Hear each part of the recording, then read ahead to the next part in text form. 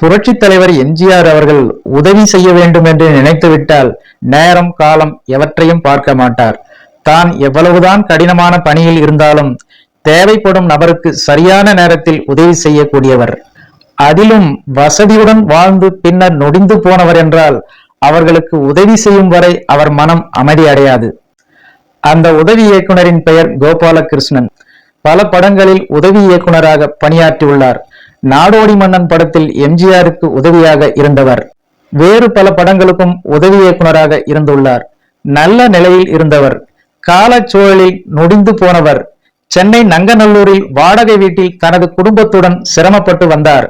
கிடைத்த சிறிய வேலைகளை செய்து குடும்பத்தினரின் பசியாற்றுவதே அவருக்கு பெரிய பாடாக இருந்தது.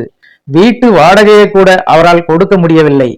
சில மாதங்கள் வீட்டு வாடகை பாக்கி இருந்த நிலையில் வீட்டின் உரிமையாளர் பொறுமை இழந்தார். ஒரு நாள் வீட்டில் உள்ள தட்டுமுட்டு சாமான்களை எடுத்து வெளியிலே வீசிவிட்டு வீட்டையும் உரிமையாளர் பூட்டிவிட்டார்.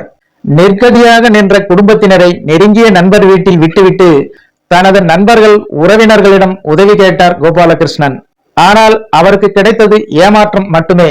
என்ன செய்வது என்று தெரியாத நிலையில் கோபாலகிருஷ்ணனுக்கு எம்ஜிஆரின் நினைவு வந்தது.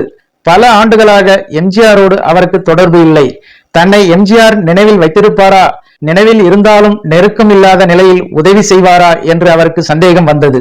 இருந்தாலும் கடைசி முயற்சியாக எம்ஜிஆரை பார்த்து விடலாம் என்று எம்ஜிஆரை தேடி கோபாலகிருஷ்ணன் சென்றார். அப்போது வாகினி ஸ்டுடியோவில் பட்டிக்காட்டு பொன்னையா என்ற படப்பிடிப்பில் எம்ஜிஆர் இருந்தார். படப்பிடிப்பு முடியும் வரை காத்திருந்தார் கோபாலகிருஷ்ணன். படப்பிடிப்பு முடிந்தவுடன் வெளியே வந்த எம்ஜிஆர் சோகத்துடன் நின்றிருந்த கோபாலகிருஷ்ணனை பார்த்ததும் அடையாளம் கண்டு கொண்டார். அகமும் முகமும் மலர அவரை அழைத்து நலம் விசாரித்தார் எம்ஜிஆர். கோபாலகிருஷ்ணனின் உடையும் முகத்தையும் பார்த்ததுமே அவரது நிலைமையை புரிந்து கொண்டார் எம்ஜிஆர்.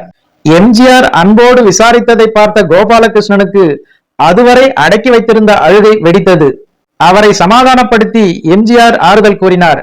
ஆசுவாசப்படுத்தி கொண்டு தனது நிலைமையையும் குடும்பத்தினரை நண்பர் வீட்டில் விட்டுவிட்டு வந்திருப்பதையும் குமரி தீர்த்தார் கோபாலகிருஷ்ணன். இதை கேட்டு துடித்து போன எம்ஜிஆர், உங்கள் நிலைமையை ஏன் முன்பே என்னிடம் தெரிவிக்கவில்லை என்று அவரை அன்போடு கடிந்து கொண்டார். வாடகை பாக்கி எவ்வளவு என்று கேட்டார் எம்ஜிஆர். 3000 ரூபாய் என்று பதிலளித்தார் கோபாலகிருஷ்ணன். அவரை சாப்பிட வைத்து கை செலவுக்கு பணம் கொடுத்ததுடன் தனது உதவியாளரிடம் அவரது வீட்டு முகவரியை கொடுத்துவிட்டு போகச் சொன்னார் எம்ஜிஆர்.